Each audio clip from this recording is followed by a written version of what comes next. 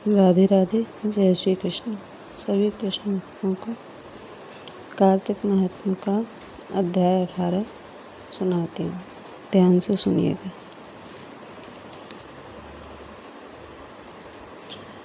18वां अध्याय।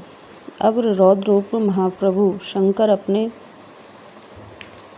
वीर गणों के साथ नंदी पर चढ़कर हंसते हुए युद्ध भूमि में आए। उनको आया देखकर उनके पराजित गण फिर लौट आए और सिंहनाद करते हुए आयुधों से दैत्यों पर प्रहार करने लगे। भीषण रूपधारी रुद्र को देखकर दैत्य भागने लगे। तब युद्ध में अपने दैत्यों को पराजित होते देखकर जलंधर हजारों बाण छोड़ता हुआ भगवान शंकर की ओर दौड़ा। उसके शुंभ निशुंभ आदि वीर भी क्रोध से अपने होठों को काटते हुए शंकर जी की ओर दौड़े। इतने में शंकर जी ने जलंधर के सब बाण जालों को काट अपने गणों को निर्भय कर अपने अन्य बाणों की आंधी से दैत्यों को पीड़ित कर दिया। खड़गोरमा नामक दैत्य को अपने फरसे से मार डाला और बलाहक का भी सिर काट दिया। धसमरई को भी मारा गया और शिवगण ऋषि ने प्रचंड नामक दैत्य का सिर काट डाला। किसी को शिवजी के बैल ने मारा और कई अनेक उनके बाणों द्वारा मारे गए। यह देखकर जलंधर अपने शुंभ निशुंभ आदि दैत्यों को भी धिक्कारने लगा और भयभीतों को धैर्य देने लगा, पर किसी प्रकार भी वह मस्त दैत्य दोबारा युद्ध भूमि में जाने को तैयार न हुए। दैत्य सेना ने पलायन शुरू कर दिया।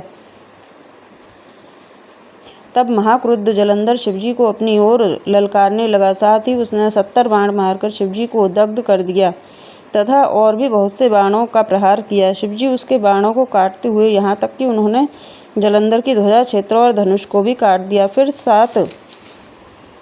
सात बाण मारकर उसके शरीर में आघात पहुँचाया। धनुष के कट जाने से जलंधर के प्रचंड बाण मारकर उनकी गदा के टुकड़े कर दिए। तब उसने समझा कि शिव मुझसे बलवान हैं, अतः उसने गंधर्वी माया उत्पन्न कर दी और अनेकों गंधर्व अप्सराओं के गण पैदा हो गए। बीणा और मृदंग आदि बाजों के साथ नृत्य व गान होने लगा। इससे अपने गणों सहित रुद्र भी मोहित हो गए। उन्होंने युद्ध बंद कर दिया। फिर तो काम से मोहित होकर जलंधर जल्दी से त्रिनेत्र भगवान शंकर का रूप धारण करके वृषभ पर बैठकर पार्वती के पास पहुंचा। उधर जब पार्वती ने अपने पति को आता देखा तो अपनी सखियों का साथ छोड़ दिया और आगे आई। पार्वती को देखकर कामातुर जलंधर का वीर्य पतन हो गया और उस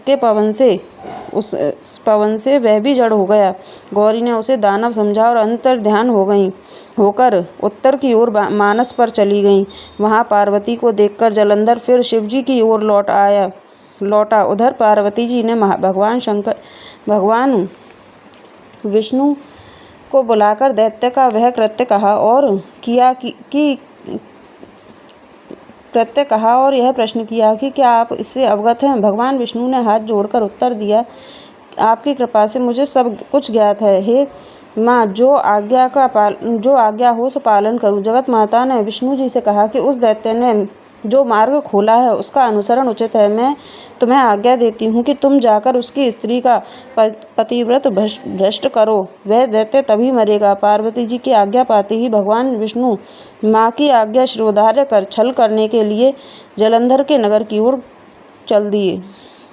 जय श्री कृष्ण। जय श्री राधे।